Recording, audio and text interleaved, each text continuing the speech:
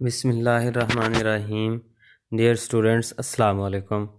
आज हम पढ़ रहे हैं topic energy band theory in solids. इसमें हम इलेक्ट्रिकल प्रॉपर्टीज़ ऑफ सॉलिड को डिस्कस करेंगे। इसमें हम डिस्कस करेंगे कि सॉलिड्स जो हैं वो मुख्तलिफ़ किस्म के क्यों होते हैं। यानी कुछ सॉलिड्स होते हैं जिनमें से करंट पास हो सकता है, कुछ जिनको हम कंडक्टर्स का नाम देते हैं। कुछ सॉलिड्स होते हैं जिनमें से करंट नहीं गुज़र सकता, जिनको हम इंसुलेटर्स का नाम देते हैं। और कुछ जो है वो सेमी कंडक्टर्स होते हैं, यानी उनमें थोड़ी बहुत खसूसियात इंसुलेटर और थोड़ी बहुत कंडक्टर दोनों की पाई जाती हैं। इनको हम सेमी कंडक्टर्स भी बोलते हैं। तो ये सॉलिड्स की खसूसियात मुख्तलिफ़ क्यों हैं, इलेक्ट्रिकल बिहेवियर मुख्तलिफ़ क्यों है, इसकी हम वजह पढ़ेंगे।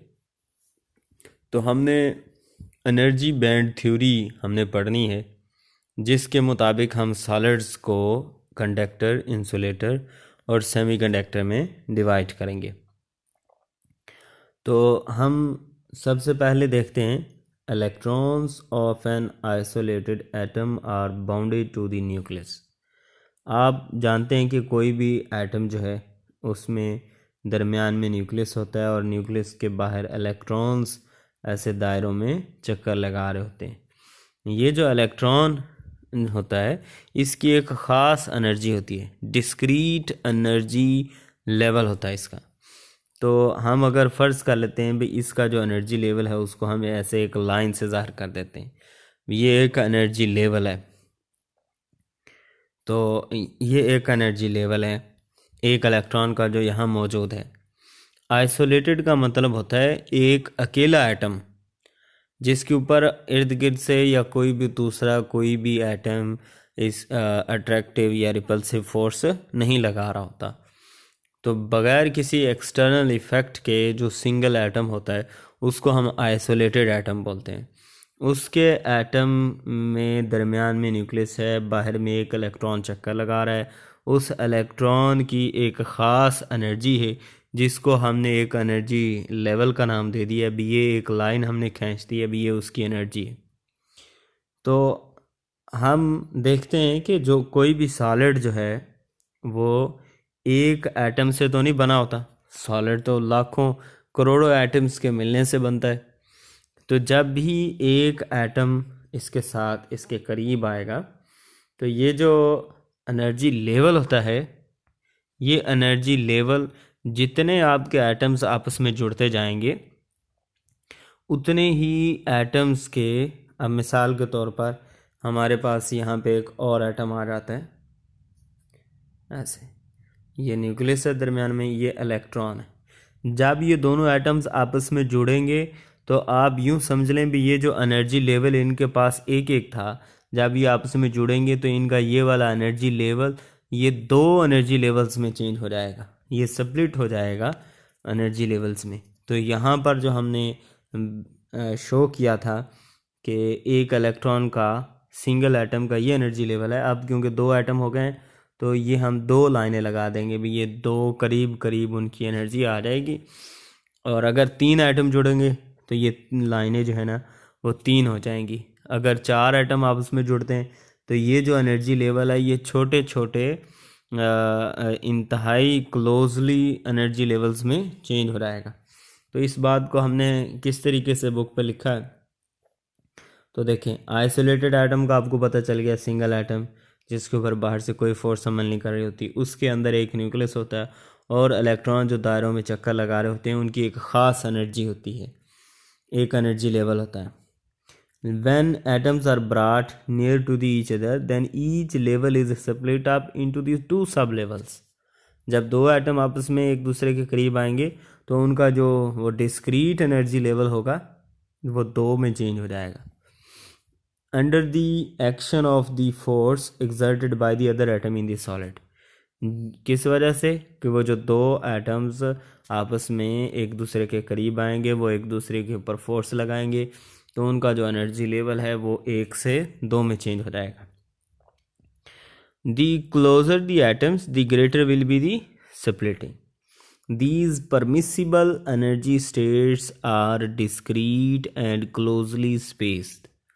ये जो एनर्जी लेवल्स होते हैं ये इंतहाई एक दूसरे के करीब करीब होते हैं और इनकी एक ख़ास वैल्यू होती है और एक दूसरे के बहुत ही करीब करीब होते हैं। अगर हम दूर से देखेंगे तो ये हमें एक इस तरह बैंड नज़र आएगा, लेकिन जब हम करीब जाकर देखेंगे तो फिर हमें इसके अंदर छोटे छोटे energy levels, discrete energy levels नज़र आएंगे। तो इसको हम बोलते हैं एनर्जी बैंड्स। तो अब आपको क्लियर हो जाना चाहिए भी एनर्जी बैंड्स किस तरीके से बनते हैं। तो जितने आपके एटम्स आप सॉलिड के अंदर ज़्यादा आप मिकदार में जुड़ेंगे उतने ही ज़्यादा हमारे पास जो एनर्जी लेवल्स हैं वो स्प्लिट होते जाएंगे। अगर n एटम्स हैं तो n एनर्जी लेवल्स जो हैं वो बन जाएंगे। In between the two permissible energy bands there is a range of energy states which can not be occupied. अच्छा, इसमें ये और भी है कि जैसे हमारे पास है ये न्यूक्लियस है, न्यूक्लियस के बाहर ये हमारे पास एक इलेक्ट्रॉन है, फिर ये दूसरा शेल है। दूसरा शेल जो है वो एक ख़ास फासले पर है। फासला जितना फासला बढ़ता जाएगा इनका एनर्जी लेवल जो है वो चेंज होता जाएगा। ये एक एनर्जी लेवल है, ये एक दूसरा एनर्जी लेवल है। फॉर एग्जांपल इस इलेक्ट्रॉन की एनर्जी 1 इलेक्ट्रॉन वोल्ट है, इसकी 2 इलेक्ट्रॉन वोल्ट है। तो अगर आप देखें तो जिस इलेक्ट्रॉन के पास 1 इलेक्ट्रॉन वोल्ट एनर्जी होगी वही इस शेल में आ सकता है, इस एनर्जी लेवल में आ सकता है। जिसके पास 2 इलेक्ट्रॉन वोल्ट एनर्जी होगी वो इस शेल में आ सकता है। उसके अलावा कोई इलेक्ट्रॉन इन शेल्स में वापस इनमें दाखिल नहीं हो सकता। और इन दोनों एनर्जी लेवल्स के दरमियान में आपने देखा था एक स्पेस भी है। ये एक एनर्जी लेवल है, ये दूसरा, ये इनके दरमियान में एक स्पेस है। इसको हम बोलते हैं फॉरबिडन एनर्जी गैप। भी ये यहाँ पर भी एनर्जी है लेकिन ये वाली एनर्जी कोई इलेक्ट्रॉन हासिल नहीं कर सकता। तो अगर हमारे पास इलेक्ट्रॉन अगर इस लेवल की एनर्जी हासिल करता है तो वो इस शेल में आ जाएगा। अगर इस एनर्जी लेवल को वो हासिल कर लेता है तो वो इलेक्ट्रॉन इस दूसरे शेल में आएगा। ये दरमियान में नहीं रुक सकता। जब भी आप केमिस्ट्री में या फिज़िक्स में पढ़ेंगे तो इलेक्ट्रॉन हमेशा शेल्स में चक्कर लगाता है। शेल्स के दरमियान में जो स्पेस होती है वहाँ वो जो एनर्जी है वो इलेक्ट्रॉन एक्वायर नहीं हासिल कर सकता। तो हमारे पास ये जो परमिसिबल एनर्जी स्टेट्स हैं एक तो डिस्क्रीट हैं। डिस्क्रीट का मतलब है इनकी एक ख़ास वैल्यू है और क्लोजली स्पेस्ड हैं, एक दूसरे के इंतहाई करीब हैं। They appear to form a continuous energy band. तो वो हमें ऐसे नज़र आता है कि वो मुसलसल एक एनर्जी बैंड बना रही है। आपको जैसे नज़र आ रहा है एक पूरा बैंड है ये एनर्जी का। और जितने ज़्यादा एटम्स आपस में जुड़ेंगे उतने ज़्यादा सब एनर्जी लेवल्स बनेंगे, उतना ज़्यादा एनर्जी बैंड जो है वो बड़ा होता जाएगा। और इन एनर्जी लेवल्स के दरमियान में जो है वो हमारे पास एक फॉरबिडन एनर्जी गैप होता है जो कि इलेक्ट्रॉन जो है वो हासिल नहीं कर सकता। The electrons in the outermost orbits are called valence electron. ये तो बात आपको पता ही है, किसी भी एटम के आखिरी शेल में जो इलेक्ट्रॉन्स होते हैं उसको हम वैलेंस इलेक्ट्रॉन्स बोलते हैं और शेल को हम वैलेंस बैंड का नाम देते हैं या वैलेंस शेल का नाम देते हैं। The band occupied by these electrons is called valence band. जो आखिरी हमारा बैंड होगा शेल जो है उसको हम क्या बोलते हैं। फॉर एग्जांपल ये कोई एटम है, इसके आखिरी शेल में ये 2 इलेक्ट्रॉन्स हैं, ये उसका आखिरी शेल है। तो ये कौन सा शेल है? ये वैलेंस शेल है। वैलेंस शेल में मौजूद इलेक्ट्रॉन्स को हम क्या बोलेंगे? वैलेंस इलेक्ट्रॉन्स बोलेंगे। और आपको पता है किसी भी शेल में मौजूद इलेक्ट्रॉन्स के पास एक ख़ास एनर्जी होती है। इनकी एनर्जी को अगर हम लाइन से ज़ाहिर करेंगे तो हम ये 2 लाइनें ड्रा करेंगे क्योंकि 2 इलेक्ट्रॉन्स हैं। अगर एटम के अंदर जो है ना वो 2 इलेक्ट्रॉन्स हैं, 2 एटम हैं, तो फिर हमारे पास जो है ये 2 और 2 4 लाइनें आ जाएंगी। ये लाइनें जितने एटम बढ़ते जाएंगे उतने जो है वो हमारे पास ये लाइनें बढ़ती जाएंगी। अब ये लाइनें दूर से नज़दीक से हमें अलग अलग नज़र आएंगी, लेकिन जब हम दूर से देखेंगे तो ये हमें एक पूरा बैंड नज़र आता है। तो ये जो वैलेंस शेल में मौजूद इलेक्ट्रॉन्स की एनर्जी का जो बैंड है उसको हम बोलते हैं वैलेंस बैंड। वैलेंस शेल से बाहर भी एक हमारे पास शेल होता है जिसको हम क्या बोलते हैं? कंडक्शन बैंड हम नाम देते हैं उसको, यानी जिसमें हमारे पास फ्री इलेक्ट्रॉन्स होते हैं। आपको पता है वैलेंस बैंड है और उसमें मौजूद इलेक्ट्रॉन्स को जब एनर्जी हम देते हैं तो वो न्यूक्लियस से निकल के बाहर, उससे भी आउटर मोस्ट, उससे भी बाहर वाले शेल में चला जाता है, और वो जो इलेक्ट्रॉन्स होते हैं उनको हम क्या बोलते हैं, फ्री इलेक्ट्रॉन्स बोलते हैं। तो इसमें मज़ीद ये हमें खसूसियत बताएगी ये वैलेंस बैंड की। The electrons in the outermost orbit are called valence electrons and the band occupied by these electrons is called valence band. It is the highest occupied band, ये सबसे बाहर वाला बैंड होगा, यानी ये वो band है जिसमें ज़्यादा से ज़्यादा इलेक्ट्रॉन्स जो हैं वो मौजूद होंगे उस एटम के। It may be completely filled or partially filled. Completely empty नहीं हो सकता, यानी ये इम्पटी नहीं हो सकता, इसमें थोड़े बहुत जो है वो इलेक्ट्रॉन्स लाजमी होंगे। ये फुल भी हो सकता है, पार्शली फिल भी हो सकता है, लेकिन ये खाली नहीं हो सकता, ये बात आपने याद रखनी है। But can never be empty, ये लिखा हुआ भी है, तो ये एमसीक्यूज़ के हवाले से भी इम्पोर्टेंट है। अभी वैलेंस बैंड जो है वो कभी भी खाली नहीं हो सकता। The band above the valence band is called conduction band. Valence band से भी ऊपर जो बैंड होता है उसको हम कंडक्शन बैंड बोलते हैं। It is occupied by the free electrons, इसमें फ्री इलेक्ट्रॉन्स होते हैं। Since they play the main role in the conductor, इन्हीं फ्री इलेक्ट्रॉन्स की वजह से कोई सॉलिड जो है वो कंडक्टर बनता है। अगर किसी सॉलिड के पास ये कंडक्शन बैंड नहीं है या कंडक्शन बैंड खाली है, उसमें फ्री इलेक्ट्रॉन्स नहीं है, तो वो इंसुलेटर है। The conduction bands may be either empty or partially filled। ये खाली भी हो सकता है, खाली होगा तो इंसुलेटर बन जाएगा, पार्शली फिल होगा तो ये कंडक्टर बन जाएगा, यानी जितने इलेक्ट्रॉन्स बढ़ते जाएंगे उतना सॉलिड जो है वो अच्छा कंडक्टर बनता जाएगा।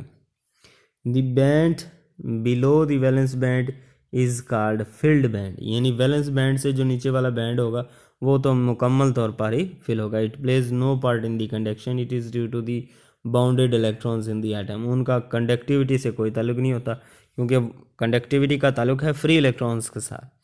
तो वो किसके साथ ताल्लुक बनता है, वो हमने वैलेंस बैंड को देखना है और कंडक्शन बैंड को देखना है। तो इसलिए हमने इंसुलेटर, कंडक्टर, सेमी कंडक्टर सब के लिए हमने ये बैंड्स को जो है ना वो ड्रा की है। तो इंसुलेटर की अगर हम बात करें तो insulators are those materials in which valence electrons are bounded very tightly to their atom. Insulator आपको पता है वो इलेक्ट्रॉन्स होते हैं जिनमें कोई फ्री इलेक्ट्रॉन नहीं होता। एंड इम्पटी कंडक्शन बैंड, जो कंडक्शन बैंड होगा वो इम्पटी होगा। तो और फिल वैलेंस बैंड होगा, जो वैलेंस बैंड है आपका वो फिल होगा, यानी आखिरी जो शेल होगा वो मुकम्मल तौर पर फिल होगा। उससे ऊपर वाला जो बैंड है जिसको हम कंडक्शन बैंड कहते हैं वो तो फिल है। और large energy gap of several electron है, ये जो हमारा कंडक्शन बैंड है, ये हमारा फुल वैलेंस बैंड है, इसके दरमियान में एक बहुत बड़ा एनर्जी का गैप है। यानी ये सॉलिड जो है वो कंडक्टर किस तरीके से बन सकता था, वैलेंस बैंड में मौजूद इलेक्ट्रॉन को हम एनर्जी देते तो वो यहाँ पहुँच जाता कंडक्शन बैंड में। जब कंडक्शन बैंड में इलेक्ट्रॉन आ रहा था तो फिर वो फ्री इलेक्ट्रॉन था, फिर वो सॉलिड जो है वो कंडक्टर बन जाता।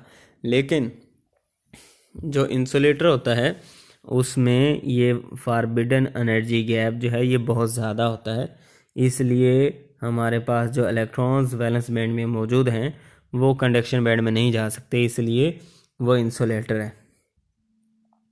अगर हम कंडक्टर की बात करें तो कंडक्टर्स जो होते हैं वो ऐसे मटेरियल्स होते हैं जिनमें फ्री इलेक्ट्रॉन्स होते हैं। तो उनका जो कंडक्शन बैंड है वो पार्शली फिल होता है, वैलेंस बैंड भी पार्शली फिल होता है, और उनके दरमियान में कोई एनर्जी गैप नहीं होता, बल्कि ये एक दूसरे के ऊपर ऐसे ओवरलैप होते हैं। ये आपको डायग्राम में भी उसने दिखाया। अभी कंडक्शन बैंड और वैलेंस बैंड जो है वो एक दूसरे के ऊपर ओवरलैप कर गए, इनके दरमियान में कोई एनर्जी गैप नहीं है। वैलेंस बैंड से आसानी से इलेक्ट्रॉन कंडक्शन बैंड में जाएंगे जैसे जैसे उसका टेम्परेचर बढ़ेगा।